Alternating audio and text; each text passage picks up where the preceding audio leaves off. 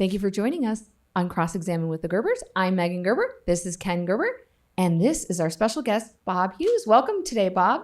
Thank you. Thank you for having us. me. Yeah, of course. So do you want to give a little bit of a background of Bob? I mean, I don't know. I call him Forrest Gump. Yeah, the stories are just unending. Bob's a great friend. We've known each other how many years now, Bob? We were just saying Skyla's 15 and she was 2 when we met. Yeah, it's So 13 crazy years. how time flies. But the story of our meeting is very random. And so we got to know each other quite well, and you started telling us these stories, and random meetings and random things are kind of the story of your life. So Yeah, exactly. I thought it'd be a good idea for us to at least start off and talk the randomness of our meeting and then just kind of go from there. Go from there. Yeah. Well, and it's kind of interesting because I used to think they were coincidences until I've now learned that there are no coincidences in God's plans. Oh, that's so true. So- He has all of our days planned for us. That's true. Yeah, well, I was looking for a water purification system. And Bob came over, and all we're thinking about is, oh, we're going to be buying this water purification system. And then little do I know, he's talking about golfing with princes and, knowing Britney Spears for a minute. And his Random son was life. in a band, like so many things. And we ended up, I think, sitting there for about 5 hours listening to all these stories and just in disbelief. But after all these years, we know it's true. Well, there's a movie years ago that came out called The Big Fish. And I don't remember who's in it, but I remember the story of it is this guy that travels around and he keeps coming home and telling his family where he's been and what he's been doing. Right. And nobody believes him. Right. And he dies.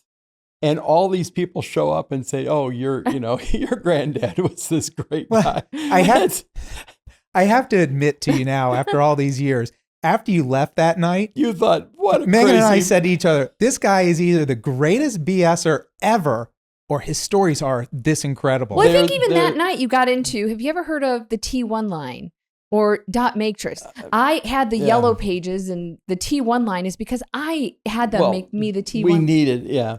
You know what? It's always comes down to necessity. And when you're doing new things at a new time, when things haven't been done before, in fact, we get credited, my cousin and I get credited with creating the first digital printed photograph. We sort of invented it, sort of created it. But the thing is that any creation of anything always stands on all the other things that came before it. Because until all those things are already made, you can't combine them in a new way and make something new. Right. No, when you look at the Bible, it says nothing's new's really under the sun. We don't really create anything. We just use them in new ways. And that's really kind of a big part of it. So a lot of things, they seem coincidental, but I guess we can talk about some of them and you'll see that they're not as coincidental as they seem when you get to the end of it. Well, and so you were working for this water purification company, working in quotations. You were, Yeah. turns out you're just this marketing guru is what it is. And you happen to show up on a sales call for us just out of the blue. Well, it's a little crazier even than that. I had moved to California and this water company had 4 or 5 salespeople and they were working out of a garage. And I was trying to make a point to one of my salesmen. I had 16 or 17 salesmen in this printing company I was managing that did direct mail. And I said, and so I used to like to, instead of telling people what to do, I would show them what to do. So instead of saying, well, you should have done this, you should have said that, you should have done, I'd say, come on, get in the car. And we'd go, because he'd said, well, I tried to make the sales call and they won't even listen. So we get over to this guy and the guy's sitting out on the driveway smoking a cigar. And I glance in his thing and I realize he's got some things from Kentucky. This is one of those I didn't realize, but this is one of those other crazy stories. So I walk over to him and I said, hey, you're from Kentucky? My God, I'm a Kentucky colonel. And he looks at me like, what? And he does one of these. Why? And I said, oh, it's a long story, but I can explain.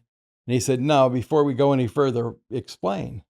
And it's a weird story because I was printing a book years and years before, and this is probably would have been in the early 80s sometime. And they were printing a book and trying to promote. I was printing the book and it was from Kentucky, and the guy said, this lady I'm working with is trying to promote cheerleading. And I thought, well, that's random, cheerleading. Right. My wife used to be a cheerleader. So I say, my wife used to be a cheerleader. She was in cheer competitions. Turns out they had cheer competitions.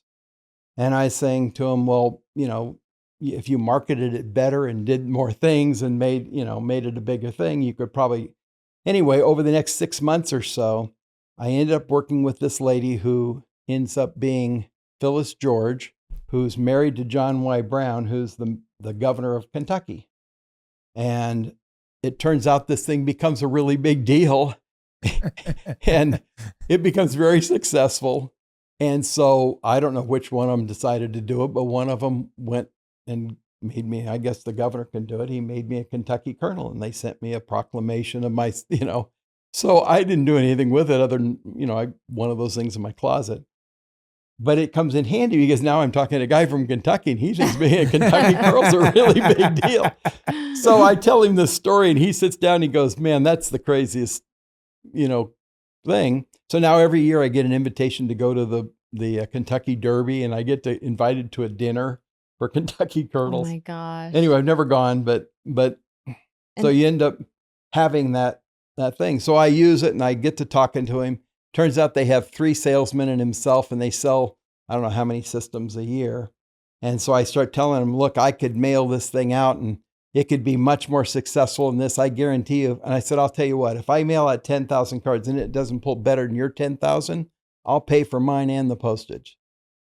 Well, he can't turn that down. And so I mail it, it pulls 4 times what his did. And he's like, okay, how did you do that? And so I started explaining it. Next thing I know, we become friends. He's mailing out 10,000 once a month. When I finished up, we were printing something like 30 million pieces. Wow. Every year. It was in magazines. It was mailed out. He doesn't have 3 salesmen as himself, 4 of them. Now they're in, I don't know what, they're in 17 states now, and they have 40 or 50 salespeople all over. And, he's now a multimillionaire, And so years later, they hired a new marketing guy to take over. And I went in to bid the printing for him. And he said, your bid's a little bit high. And I said, sorry. And he said, well, I'm going to give this to this other printer. And I said, that would be a huge mistake. BJ, okay with that? That's the guy who owned it. And he goes, I make the decisions. I said, okay. So maybe 3 weeks goes by, and of course, he can't use my artwork. He has to make his own. He has to do his own stuff. Turns out he tries to pirate it. He undersizes the piece and uses my mailing indicia. The post office calls me and said, hey, there's some guy down here that's trying to put postage in under your indicia, and he's not authorized on your account. I said, oh, I know who that is. So I call up this company and I said, hey, your guy's down trying to mail that he put together. He goes, yeah. And I said, they're not accepting. And he goes, why not? And I said, the paper's too thin. He's made it undersized, and he's trying to mail it on my indicia. And he goes, well, can you fix it? I said, that's not my job. Right. That's your job. Right. And since you decided you didn't hire me, right? Since you decided to put your new job on the line, good luck. So, hours go by, a day goes by, and I get a call from the owner, BJ, and he said, hey, Bob, you done jerking his chain? You going to go fix it?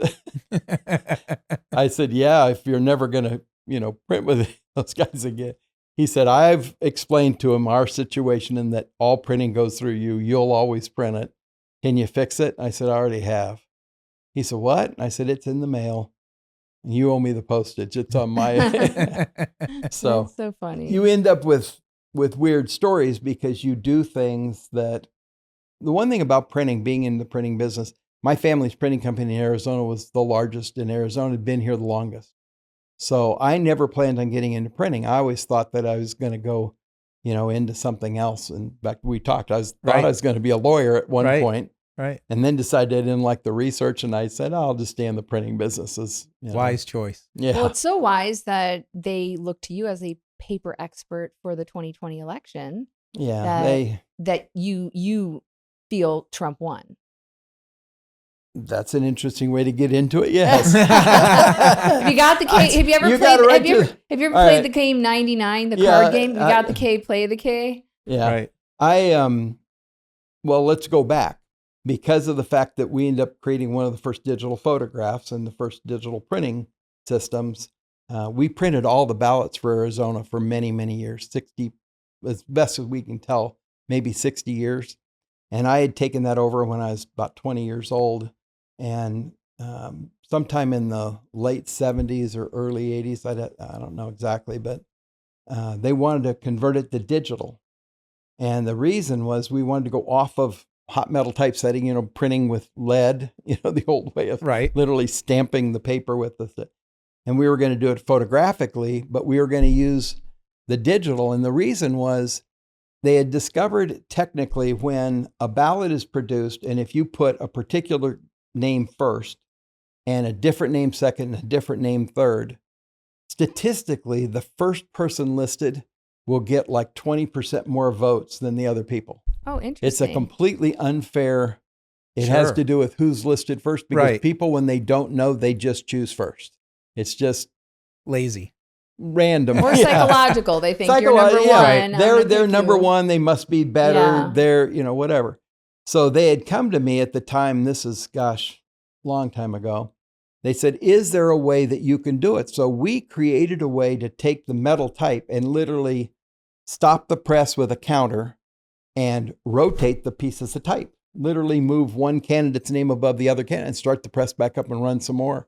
And those are the days when we would just distribute those ballots and people would get them. And now at random, that randomness of who's on top was eliminated. So then we decided to start doing it digitally, and we created the first way to do a digital random ballot so we could actually randomize a lot more than just one candidate. Because when we were doing it with the type, you had to just randomize just the main election, maybe the mayor, maybe the governor, maybe the president. You couldn't do them all. But with it being done digitally, you could do them all. Okay. And so we created the first ballot, and you don't realize what permutations and combinations that does. And this is kind of get you into why first of all, I'm an expert on printing. I'm an expert on ink, an expert on paper, because number one, I've been in it 50 years. You have to learn it if you're going to run it, manage it. But I also taught at ASU, and I taught those courses for the business or the engineering courses at ASU.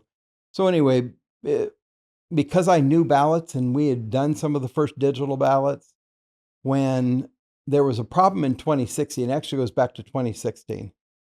Even though Trump won, they saw some things that they didn't think were kosher, let's say. They saw some things they thought might be wrong, and they started asking people that they thought would know.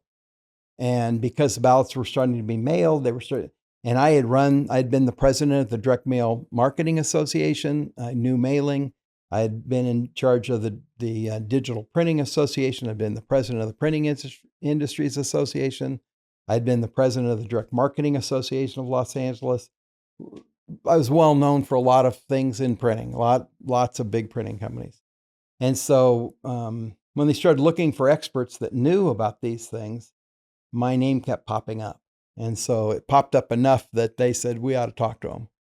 And so they asked me, could you look into this? And my first response was, if you understood how complicated it was to put together a ballot and how complicated it would be there's no way anybody could cheat and get away with it. So there's no way anybody would have cheated, because it would be obvious and you'd catch them in a heartbeat. Right.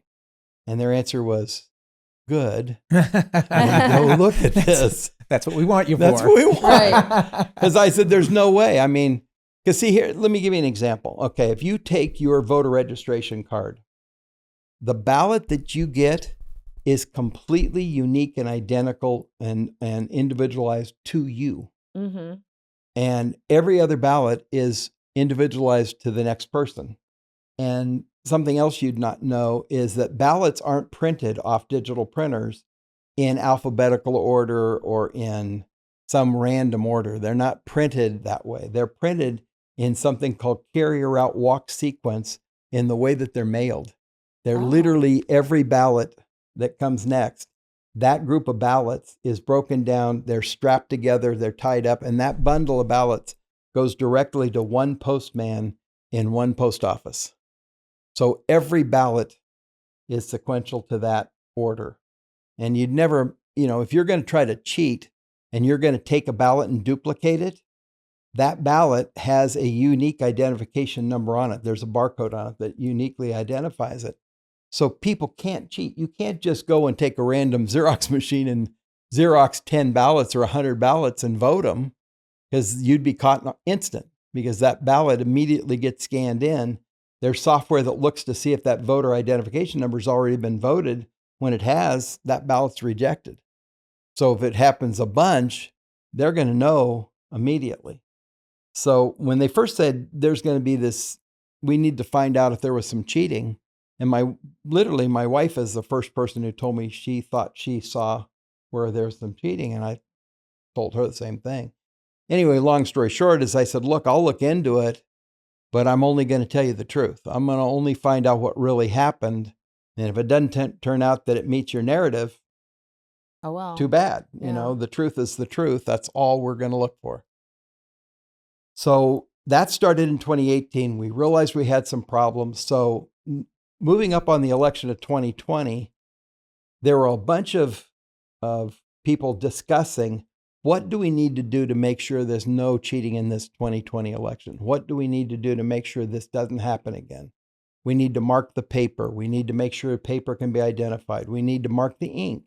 We need to do, there's a lot of things we could do. So you were consulting at that point? They're just asking me and a group of other people that had my type of background. Right.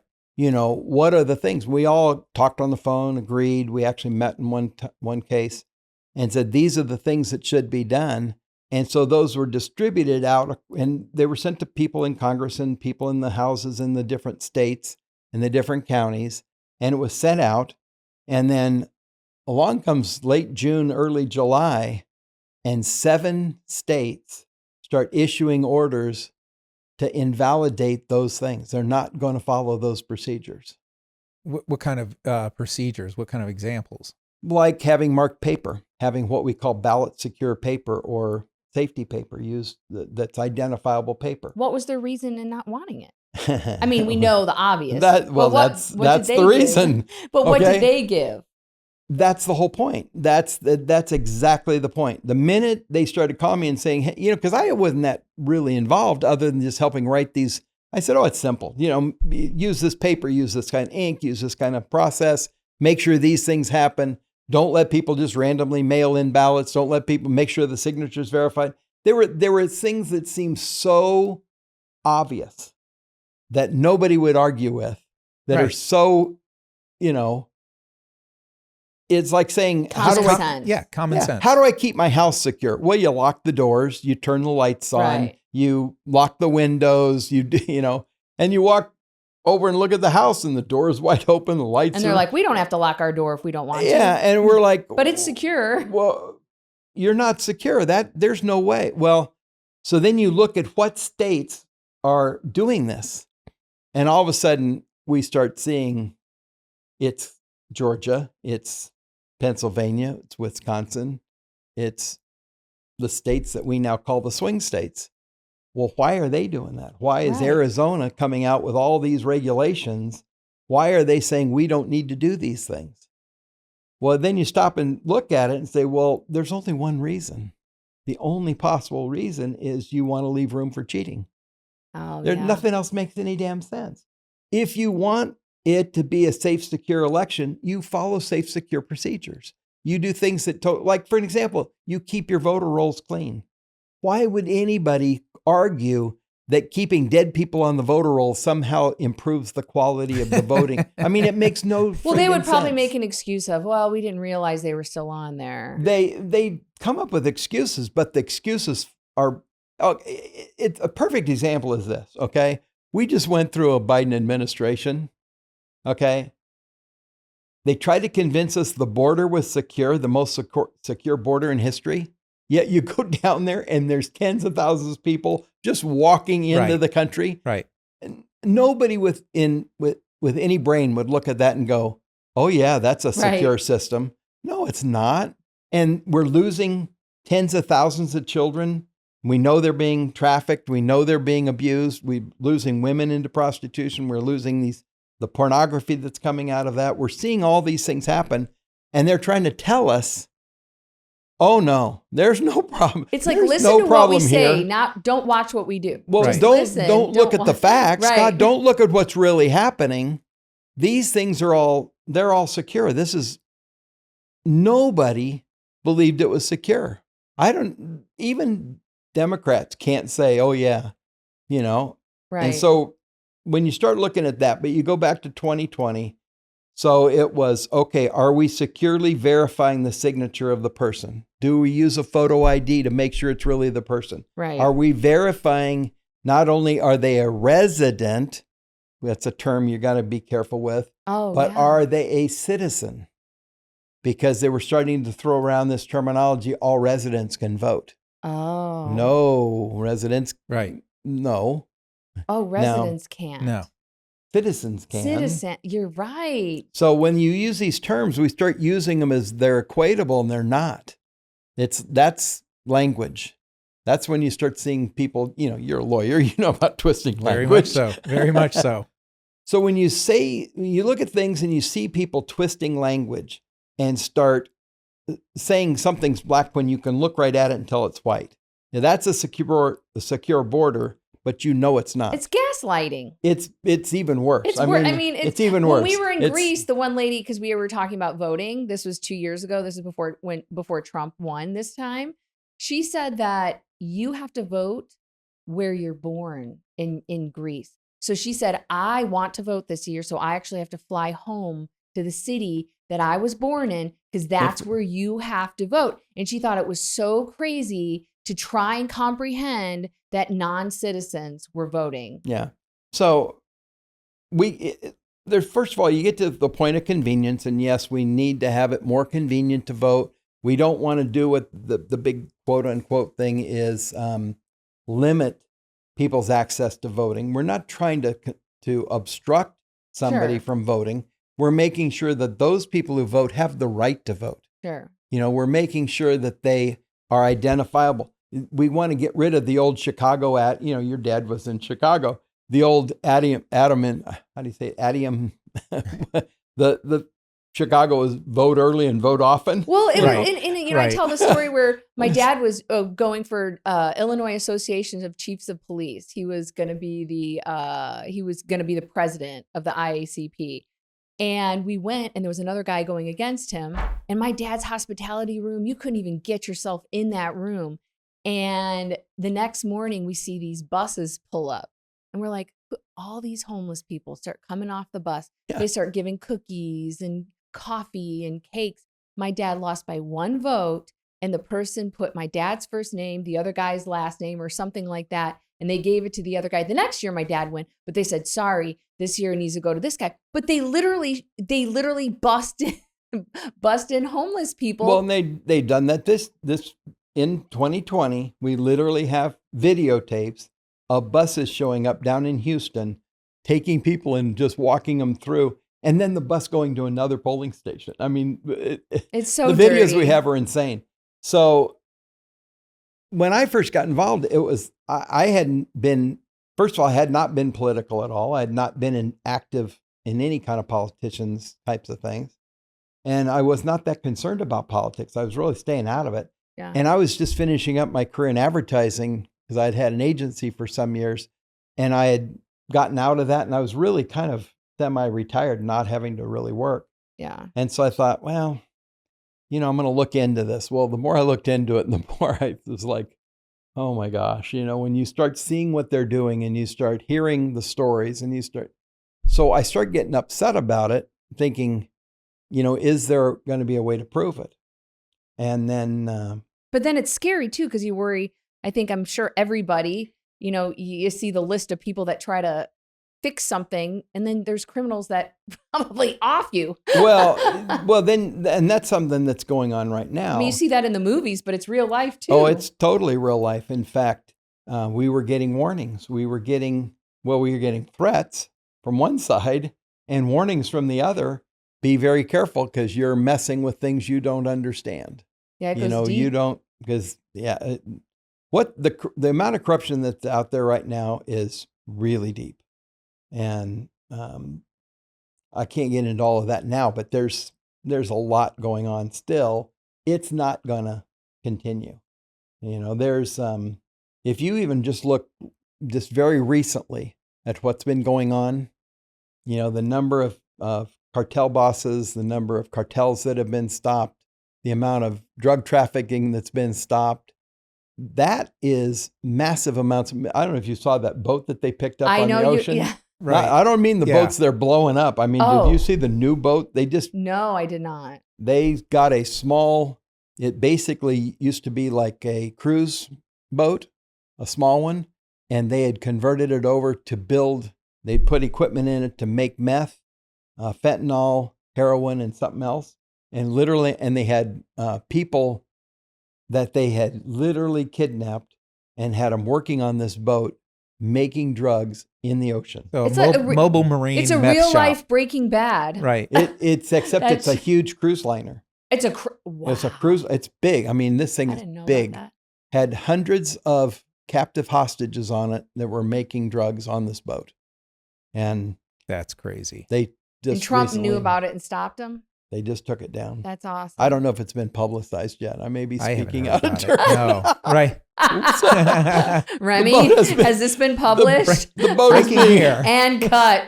The boat is being hauled to harbor. It's still in the ocean. It's being hauled in. You heard it first on Cross-Examine with the Gerbers. But you heard it first right here. Going back to the man who is friends with Netanyahu. Yeah, well, you go back to 2020, and what we started realizing is we needed to find ways to then check and see, and like we said, I can't tell you exactly how we found out that they had changed the votes electronically. Yeah. But we found out that they had changed the votes electronically. We got that information and we were like, okay, how can you prove that? Well, the only way to prove it is to count the physical paper.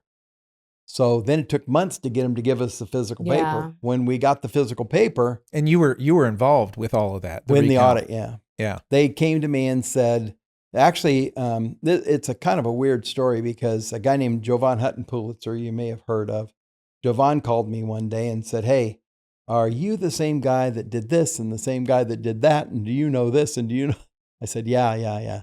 And he said, well, I'm looking for somebody that knows all these things. And your name came up from each of these associations that you'd be one of the guys, And I said, okay, that makes sense because it matched up a prophecy my great grandmother had given me, that I'd be the right person in the right place at the right time to do this job. And I thought, oh my gosh, he just used that same language. That must be what God's preparing me for. So I said, yeah, I'm going to help you do it. I can help you prove this thing. So the two of us started out, and then we found out, this is how weird things in God's plans work. I had been given a Pioneer's Award on photography for creating this digital photograph. And every year, the person who wins it gives it to the next person. And the person who gave it to me was a guy who had invented the Xerox machine named Chesley Carlson, I think it was. And he invented it, and he gives it to me, and I give it to Jovan for inventing the scanner to be able to scan digital photographs. Oh my gosh! And so I'm like talking to Jovan, and he goes, "Wait, that's you're that guy?" And I said, "Yeah," and you're that guy. Oh my gosh, that's a coincidence. Well, no, when you look. What does it take to do verification of digital ballots and produce digital ballots? It takes the Xerox machine, digital photography, and the scanner. There you go. So and you knew all about it. Well, yeah, and we all knew each other, and we're all, same group of people. So, yeah, you realize, okay, that's not a coincidence. And so then a lot of other things. I'll just give you one example without spilling all the beans, if you will, because there's a lot of things that come up. But one of them was we're looking at the paper, and they said, is there any way you can tell paper that comes from one printing plant compared to another printing plant? I said, a way? I mean, there's dozens of ways. I mean, if you look at criminal analysis and you took a criminal camera and you photographed it and used photospectrometry, you'd be able to look at what minerals are in the paper. And when paper's made, it's made with lots of water, and then the water dries up and the minerals remain behind. And so, which I knew about because of water filtration. It's kind of a funny thing, how it all mixes in. And so you literally can take a piece of paper and scan it. And if you go to the level of the minerals in the paper, the concentration of those minerals in paper made at one time in one place they'll be similar, very, very similar. And the charts you've seen on TV of the graphs of the things that are up and down, the different colors of minerals or chemicals that are there. Paper it'll have its own signature. Now, you can also go as far as actually looking at the DNA of the pulp and the paper that's been used. You could literally go down to that level of looking at what's there. You could look at microorganisms that are in the paper. If you want to do it, you can go to a level that's insane. The big thing that Jovan always talks about is what he calls kinesmatic marks. What that means is when you take a piece of paper and you produce it, you leave traces behind of the machine that made it. Okay? It leaves little marks, it leaves indentions, it leaves things where it cuts and how it cuts.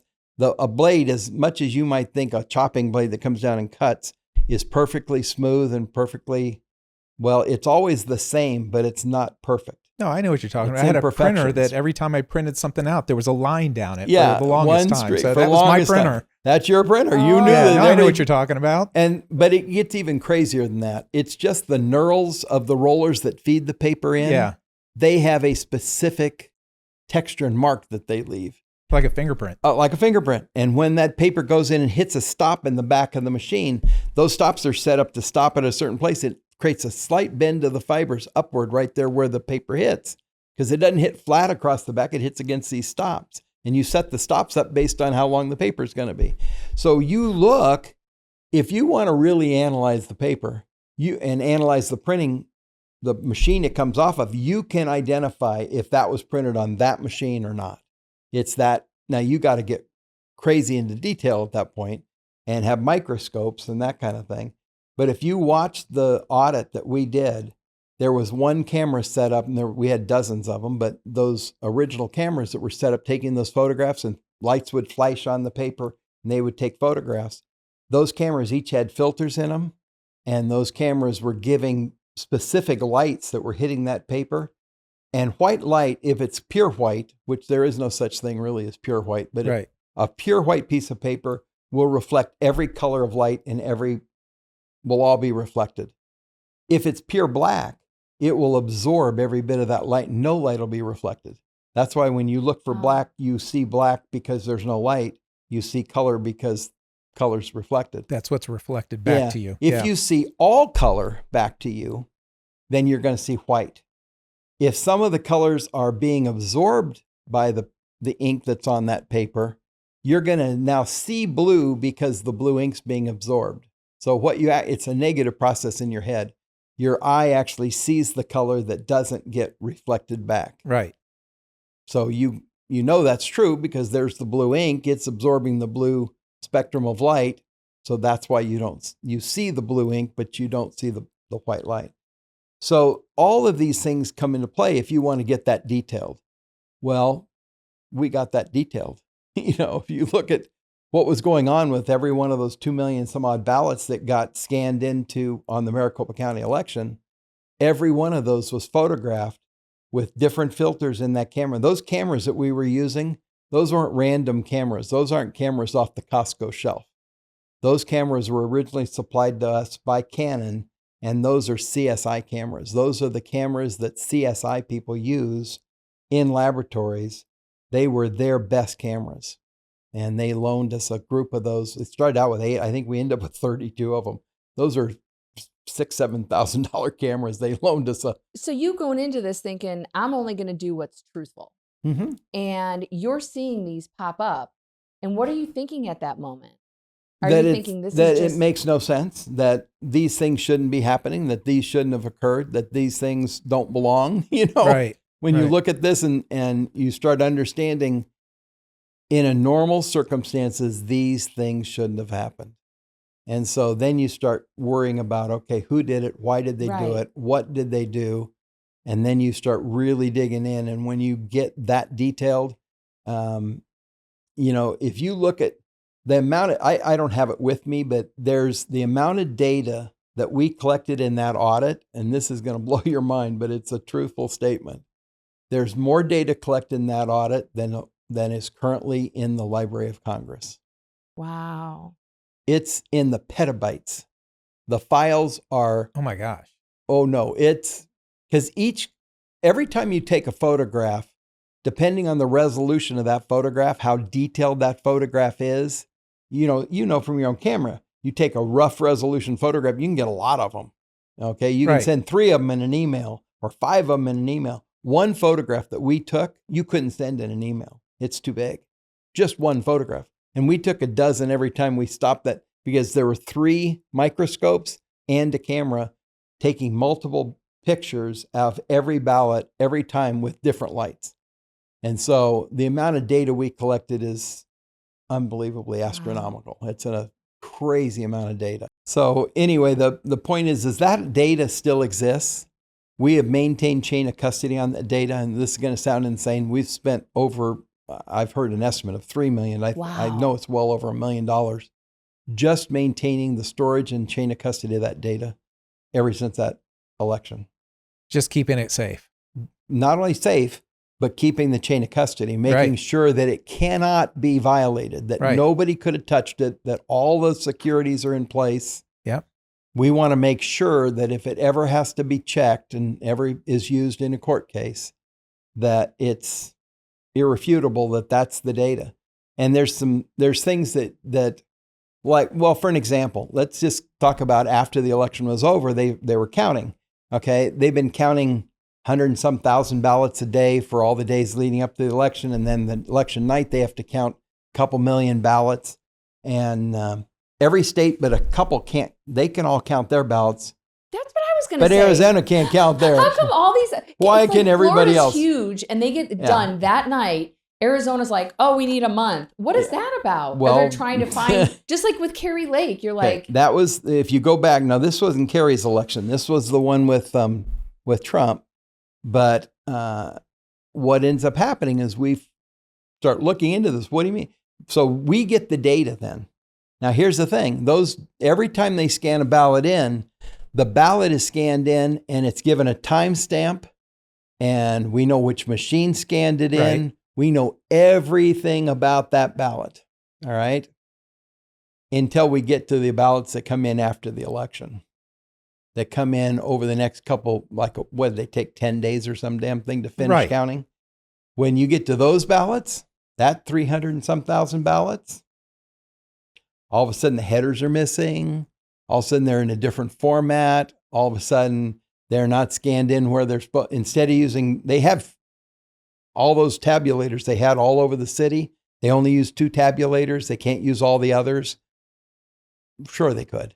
If they wanted to. They don't have enough people. Sure, they had they had all the people they needed, but they had to do something. Something was going on. We think we know what was going on.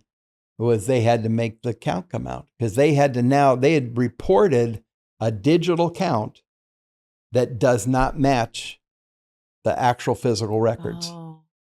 So now, where do they print these? Just in some random person's printing company? Where are they printed? in another country and then mailed here? Like, okay, if you heard, this comes back to something that's interesting. Okay, I was told I would have the gifts of the Spirit and the fruits of the Spirit in doing this audit, that God was going to help me do this audit and I would know what I needed to know.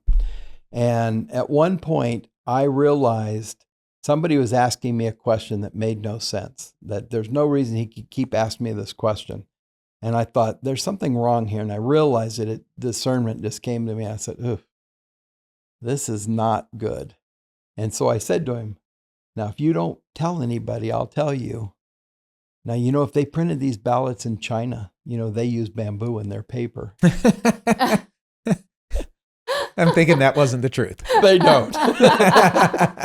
Yet, all of a sudden, in about a week and a half, it's in the Wall Street Journal, it's in the New York Times, Oh my gosh, it's in the there's Post. bamboo. That we don't know what we're doing in the audit because we're looking for bamboo paper. Oh my gosh. And I did see something about that. And that was from you, Bob? Mm-hmm. There's always something from Bob. What I was looking for was who's the leak?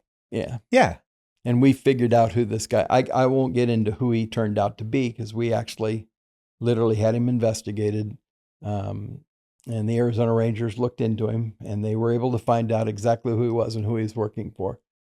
That'll come later. But we found out, I can tell you right now with very, very, very high confidence, we know they cheated. We know how they did it. We know where they did it. We know who did it. I've even talked to some of the people involved in it. And we even offered them the opportunity to become witnesses. Sure. What do you want? Yeah. Several have taken us up on that offer. Okay. There are people that are going to be testifying that it'll all come out, but it's going to have to come out in its time, and it's not time. And so, what do you do with that? Since Trump's already been president twice, is that just a way to help you guys figure out not to do it again? No, it goes way beyond that with President Trump. President Trump, we knew that they had a bunch of pardons given out. Biden gave out a bunch of pardons. That was before we found out he signed up with auto pens. Right. And right. those, I don't want to reveal too much. There were 2 assistant attorney generals that were put onto this information. There's two sides of this whole case. What can I tell you? They were... What can I tell you without spilling the beans? Without being an intro. They know we know who did it. We know how they did it. We know when they did it. We know why they did it. All that's, we know who paid for it. A lot of that's starting to come to pass. You're going to start seeing a lot of that come up in indictments, and people are going to get called on the carpet for it, put in jail probably. So do you get frustrated knowing what you know and people go, Trump's lying, he didn't win? Or do you just go, they just don't know? Okay. First of all, being one of only a few people that literally figured this out and witnessed it firsthand and not being able to tell anybody. Right. That was really hard. I'm That was sure. really hard for a long time. And then what got really frustrating, in fact, it literally came down to, and I was just talking to somebody off camera about finding out. In fact, I'm going to have to get this verse again because I was so angry at God for not taking what we found after I'd done what he'd asked. And it's as crazy as this. We knew what had happened and we knew we'd found what God wanted us to find. And I was so angry about it. And I literally looked for a Bible verse. I said, look, Lord, I want to know why you're not doing something about this. And it came back. The Bible verse he gave me right out of the Bible, just poked my finger in and said, my ways are higher and greater than your ways. And I'll have we can ask him, what's the actual... We had Gordon on here, hoping numbers. Isaiah 55 verse 8 and 9, my ways are higher than your ways and my thoughts are higher than your thoughts. This heaven is above the earth, so my ways will be higher than your ways and my thoughts are higher than your thoughts. Yeah. And Thanks, so Gordon. basically it came back to me, hey, Bob. It's not up to you. It's not up to you. You're not in charge here. Well, that's what we all, how many times do we say it again I and know. again, all in God's timing? Well, and that's the whole thing. And then it became really crystal clear to me because the original prophecy is given me to my great-grandmother who's 104. And she literally gave me the prophecy, said, Jesus came to get me, and I got to tell you this first. And what year was this? It was November 1984. Okay. And so this was 37 years later. I'm angry that this fulfillment of prophecy isn't occurring, that I've not done what I'm supposed to do. And then they announced Trump was president again. And I looked at the date and realized it was the date my grandmother had died 40 years earlier. That literally, Wow. it was not time. It's not a coincidence. And what even came more importantly to me out of that was he was right. God knew. Had we gone back into had they overturned the election, the climate of the country would have been completely different. Right. What the results would have been completely different. In those 4 years, people were able to gain more information, more knowledge, more awareness, and then vote him back in. Right. Overwhelmingly. Yeah. And we were able to protect that vote. That's something else I would love to let everybody know how that happened. That will come really soon. So they actually did something to enforce. Wait, is it enforce? Yes. Did something to protect it, to enforce. They were legal unable voting. to cheat in the 2024 election. Did they try? Oh, yeah. I mean, that's an obvious, but. Well, let me ask you a question. Do you think it's in their best interest that Trump got back into office? No. Definitely not. Yeah, they tried.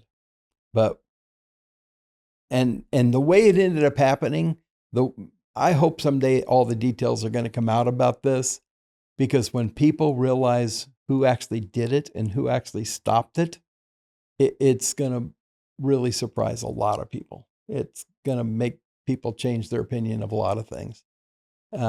So, there's a lot more to be revealed about what's coming, but there's a statement people you've probably heard this statement, not know what it's attributed to, but there's something that flipped around the country for a long time, said nothing can stop what is coming. Right. Nothing. Yeah. Okay. That is not just a casual statement. It's not. No. Oh. So something's still coming. Oh, yes. Oh, good. And that statement, that was a way of people letting everybody know who's on the inside and who knew what. So if somebody said to you, nothing can stop what is coming, and you responded nothing, they knew you knew. And you were on the inside. Is that still the case? Well, not everybody knows now. Everybody knows. Well, it's not. They all know to say nothing. Yeah, but it's not still the case, because that's not still. Right. That's not still. There's a lot of things that are going to come out here in the next. Well, so few after years. after things start coming out, you'll have to come back here and make sure then you'll be unleashed. Bob, you can say it and let us know first, so that we can tell our viewers. And there's I can tell you some things that are already public knowledge. Okay, that there was a new special counsel hired just recently. If you look him up, he works directly for the White House. He's apparently not assigned to anything, but he is assigned to this. He is working on election integrity. His job is to bring these cases.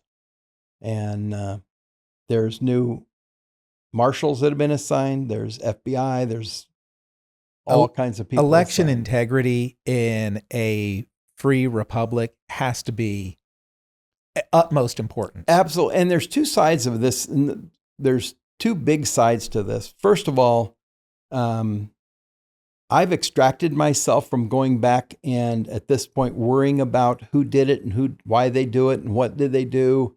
There's people assigned to that. All the evidence is there. I don't need to worry about that anymore. I'm out of it. I'm out. I'm done with that. And I've been removed from any of that responsibility.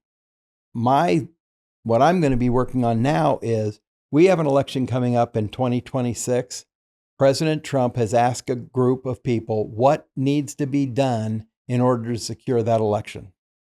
I'm involved with that group of people, and there were 5 recommendations made to him that these things have to be done to do 2 things. One, to meet HAVA, which if you don't know what HAVA is the Help America Vote Act.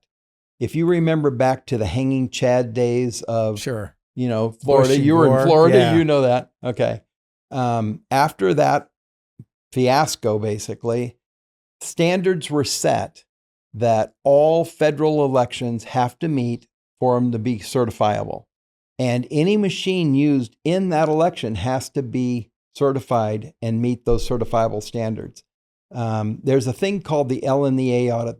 It's called the Logic and Accuracy Audit that's done on all machines before an election to certify that those machines can be used in an election and will meet the standards of the election to be certifiable, to be an accredited election. The parties, the different parties get to sign or ask somebody to go in and be that auditor, the guy that oversees that audit and checks the audit, make sure it was done. I'm the one who's done that on the last couple of elections. I've done the LNA audit. I've been part of it.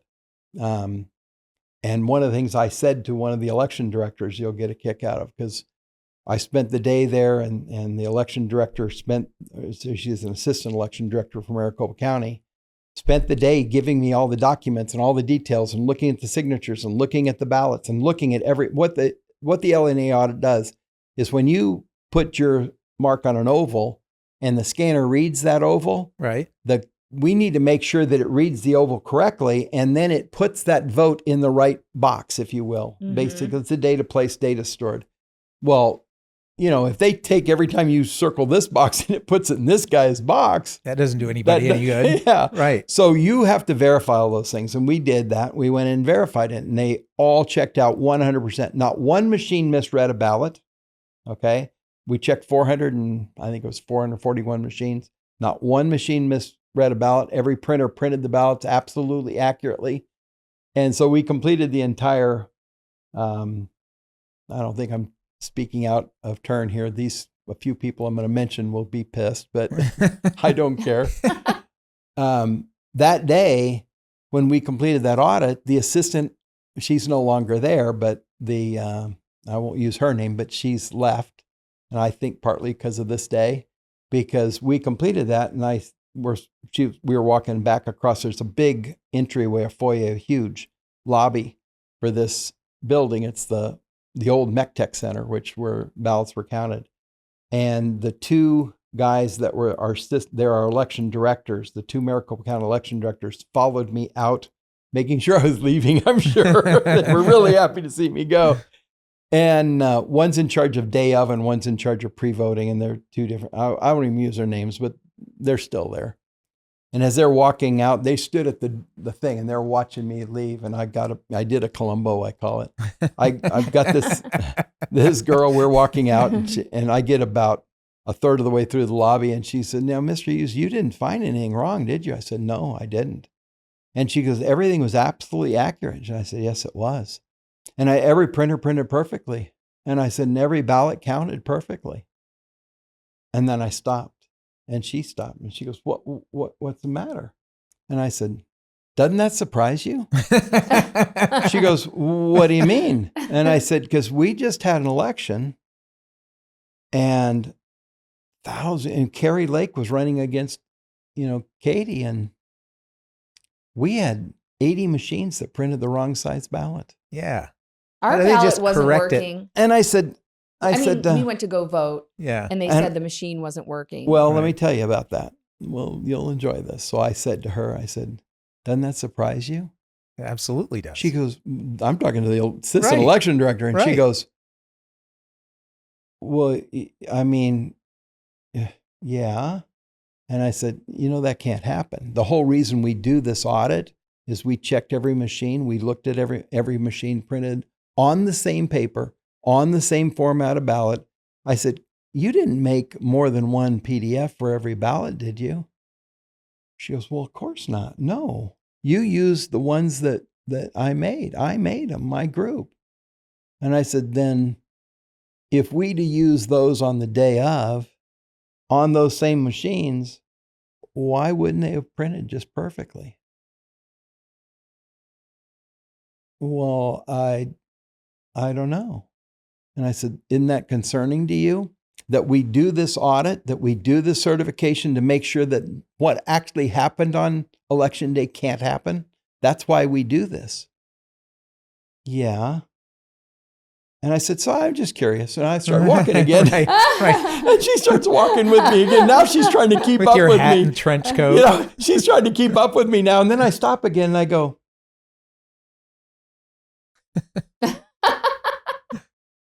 "I'm just thinking about that.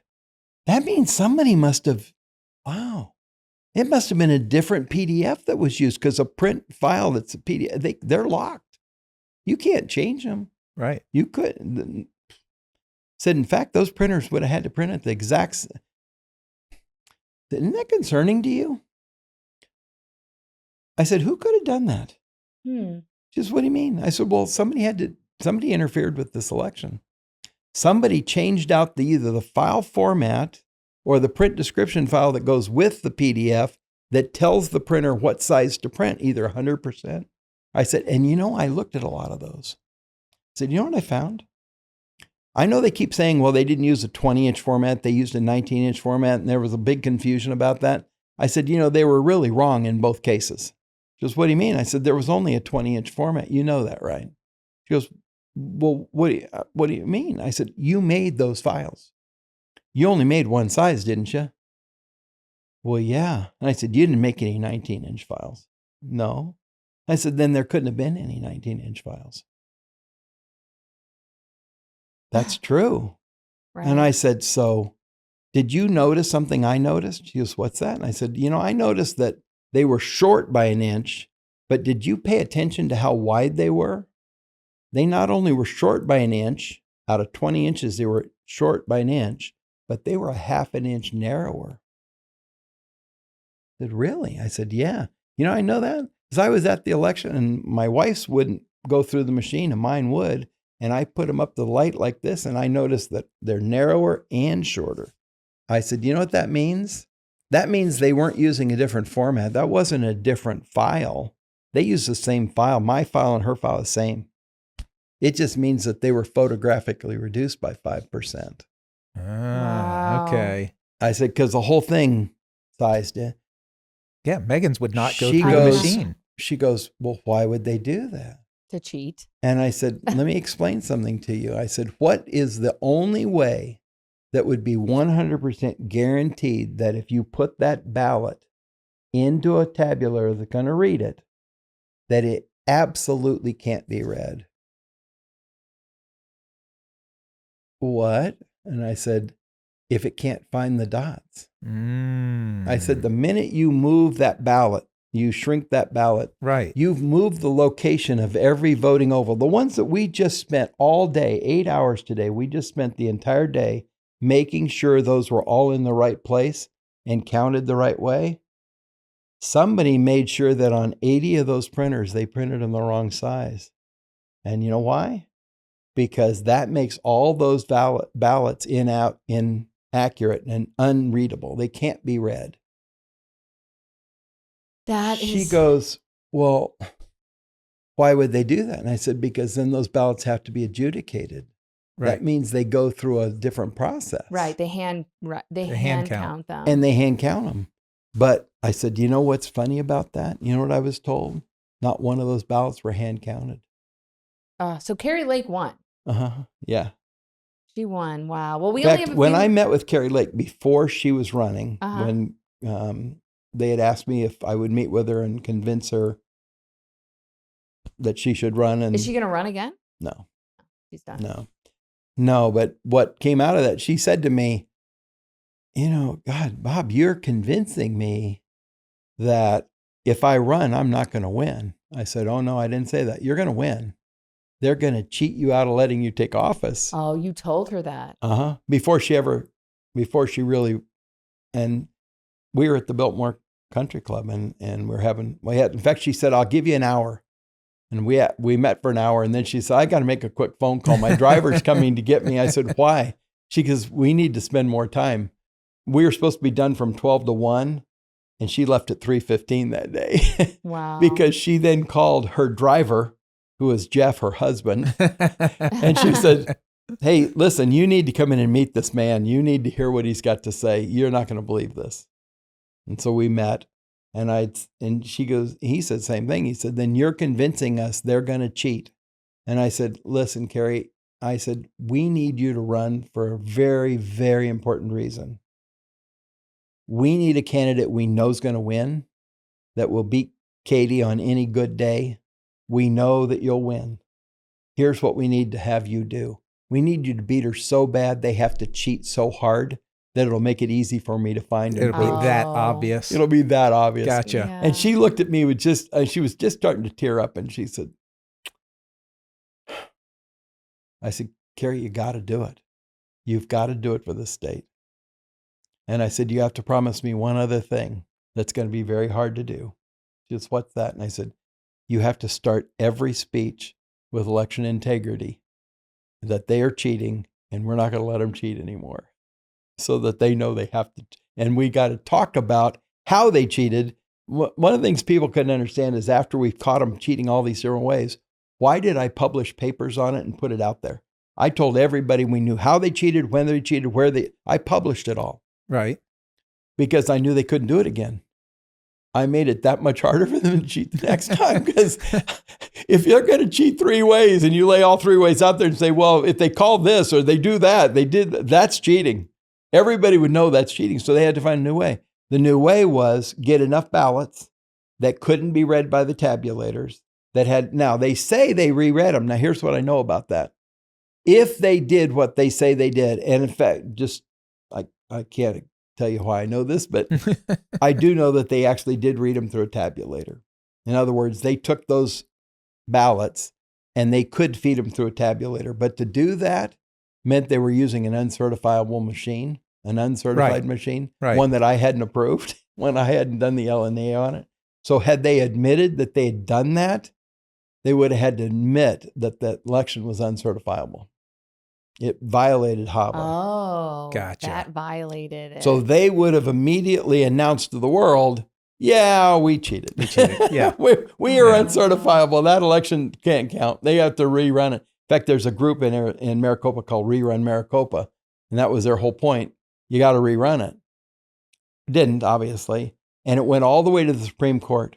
And it was, they contacted me about 2 days before the next election, Trump's election, when he got reelected, 2024.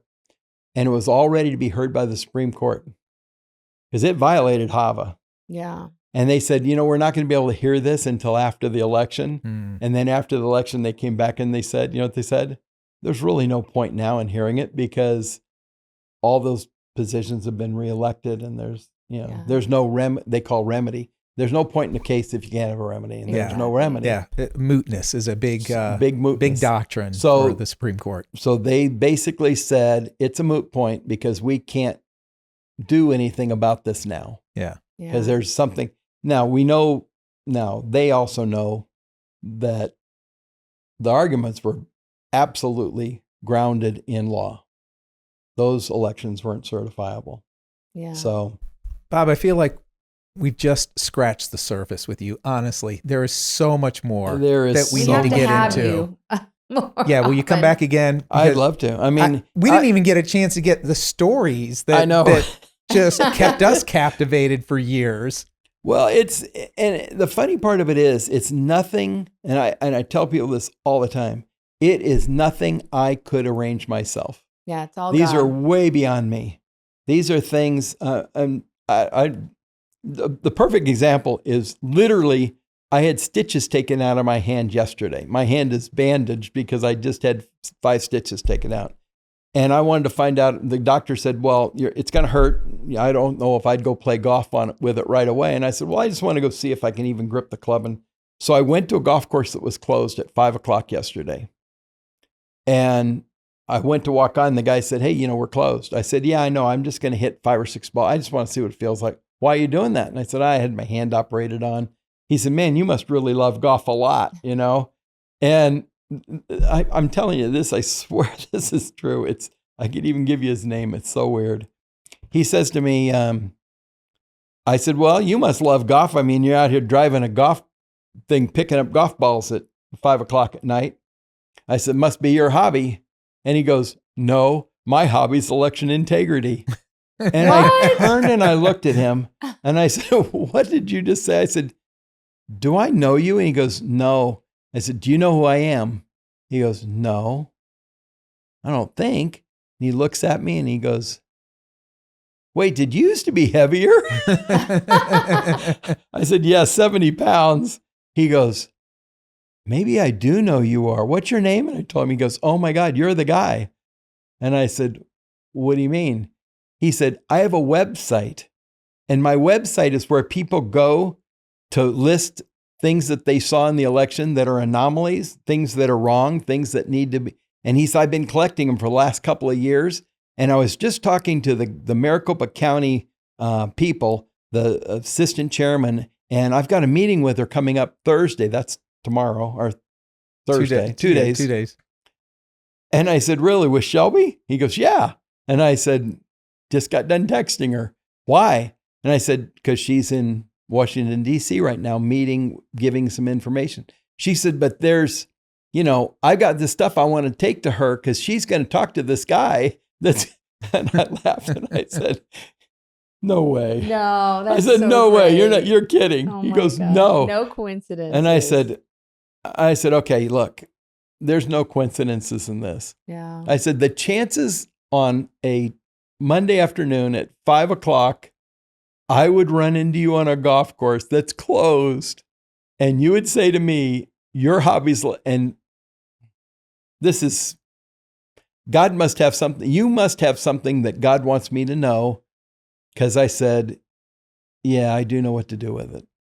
So amazing. Well, yeah. And I love that you, throughout your entire life and career, you've always brought it back to God's calling, God's direction. And that's so important to us. And so that's something we definitely have to have you back for story time with Bob. Yeah.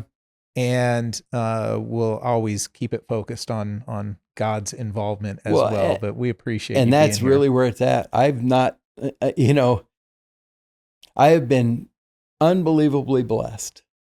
Unbelievably blessed. In fact, the most humbling thing ever said to me was this guy that stopped me in the airport in Los Angeles when I had asked God for an answer, and he stopped me to let me know that God was letting him know that I wasn't listening. I still wasn't listening. I mean, that's just like beyond, right? And I said to him, this was when that George Burns movie had come out. Right. It's 30 years ago. And I leaned over to this little guy and I said, are you God? and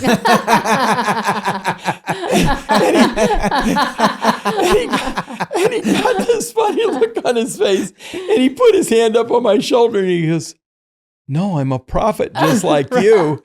And I said, oh, I'm not a prophet. I said, God doesn't talk to me. He goes, oh, so you think you've accomplished all this on your own? And I just went, oh, oh my gosh. I said, oh, okay, Lord, I am sorry. Yes, I'm sorry. He could have put his hand on your shoulder and said, no, I'm George Burns. Yeah, that would, but he did then end up saying to me, he said, you asked for a verbal answer. I said, yeah. And he said, but you know the answer. I said, yeah. And he said, but just so you'll hear it, it's no. And I thought, oh my gosh. I mean, you can't have those things. I mean, my great grandmother at 104 told me what God wanted me to know and then said, tell me goodbye. And I kissed her on the forehead. She never took another breath. Yeah. I mean, and here you are, and it's actually playing out. Oh, and I've seen it now. You can't live through the things I've lived through and see the things I've seen and not understand it's God. Yeah. And if you can get this part of, I'm almost 73 years old. It's a little too late. I've learned now. It was harder to have faith when I was young. It's easy to have faith now. Yeah. Because you can look back and see it all. Over and over. And now you look back and hindsight's 2020. Right? Yeah. And look, let's be honest. We'll close with this. Okay. Okay. If you look at the world, and I've used this analogy, if your boat sinks and you swim to shore and you walk onto the beach and you wonder if it's a inhabited island or a desert, nobody lives here or anybody's ever been here, and you look down and there's a wristwatch laying on the sand, you pick it up and it says 12 o'clock and you look up in the sun straight overhead, what do you say?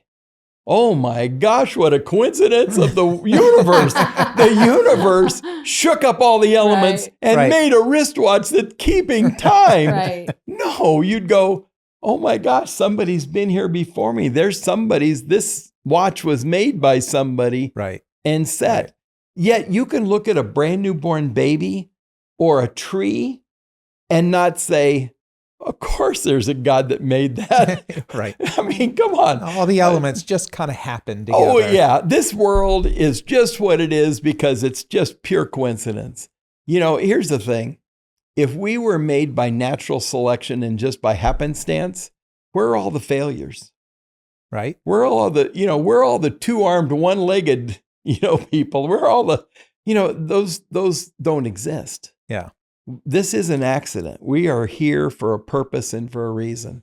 And if you look at how many thousand, you probably know, how many prophecies have been fulfilled and how few are left to be fulfilled. In fact, you and I, when we were meeting back when you were Jewish, right. Of course you're still Jewish. And one of the funny things that I remember saying to you was, what's the difference in a Christian and a Jew? And the only difference is every Christian believes the first half of the Bible also.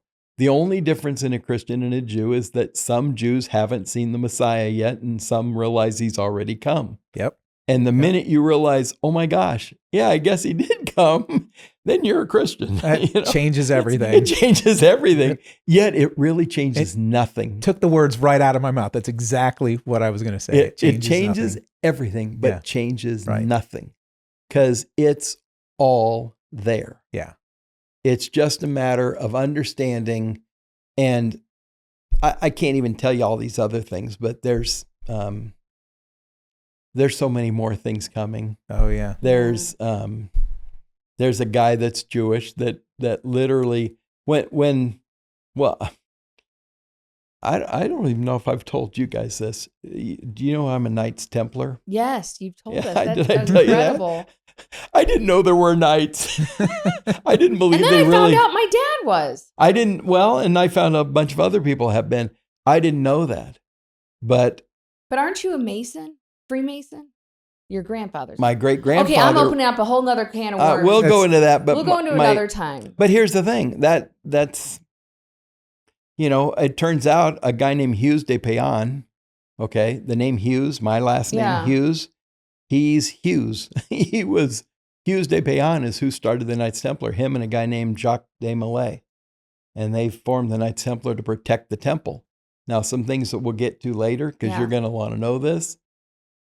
When they went back and took the temple back after the Muslims were moved out, and they went back and started cleaning the sites up, they found a catacomb. And in that catacomb, they found the artifacts of the original temple. And those have now been returned to Jerusalem. Those artifacts, and I can't give you all the details, but those artifacts are now in the possession of the Jews. Wow. That's amazing. I love it. Yeah, 2,000 years later.